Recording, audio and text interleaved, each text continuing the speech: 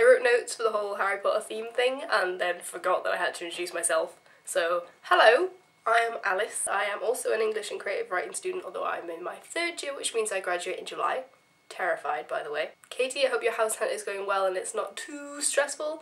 I just signed for a house yesterday for next year, and I'm so relieved that I no longer have to do the thing where I wander into people's houses and I'm like, nice room, nice underwear. I like books and Doctor Who sometimes. I also like not having a cold, but sadly that is not the case today, so if I sound kinda husky and cool, that's not gonna last. To be honest, I was kind of worried that being Friday I would be stuck for something to say because everyone else would have said things earlier in the week, but there's so much to respond to out of what you said, so I'm gonna just try and do that really quickly. I definitely agree with the books belong to their readers sentiment type thing. For example, if I were to say, hey, I'm Harry Potter, I'll probably, I don't know, I don't want to do this. I have to. Maybe I'll meet someone at aura training. I don't know. Hermione, I don't want to do this. Then that would be my interpretation of what that character would say in that situation, and I have not taken that from the books. This is mine. I have done this with my brain and my homemade Gryffindor tie. I'm with Jess on the real life shipping thing, like where people like tweet at real life people and they're like, oh, you and so are meant to be together. Like, that's weird, guys. Don't do that. They're just people living their lives.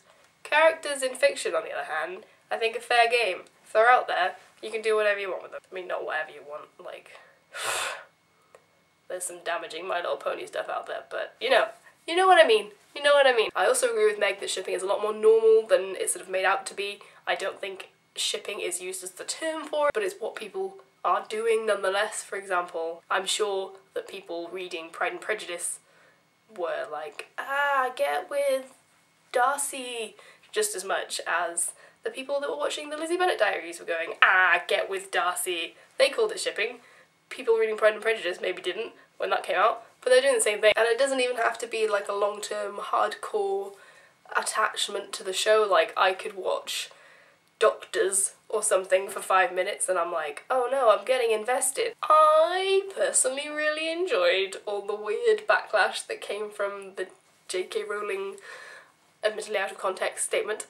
It was everywhere. Like, these characters are so much a part of our sort of social consciousness that people are everywhere, even that like they read one book or they'd seen one film or they didn't know either of those things, but they'd still be going to their hairdressers like, do you hear about Ron and Hermione? Well, like, I follow one of my lecturers on Twitter and she was tweeting the link to the full article like, this is what happens when the internet feeds on snippets. Going back to the person being more than a person thing, and I know you were talking about real life events and I totally agree, but in reference to fictional characters, what a fabulous thing to believe that this character is more than that character.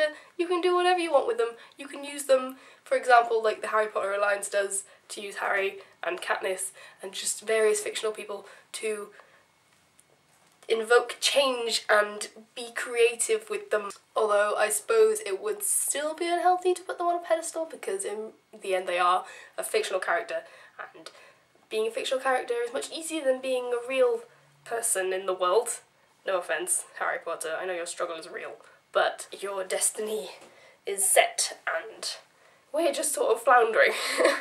The note I've written for the end of Meg's video is just representation. Yes, good. I'm gonna wrap up with a third John Green quote, just to make it a trifecta, because why not? The whole "you are too enthusiastic about the miracle of human consciousness" thing, because I think that is kind of the criticism that came of the response to the snippet of the interview being released, because people are like, whoa now, be cool, but no, what?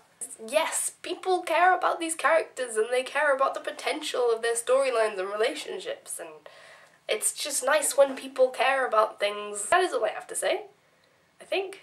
Good.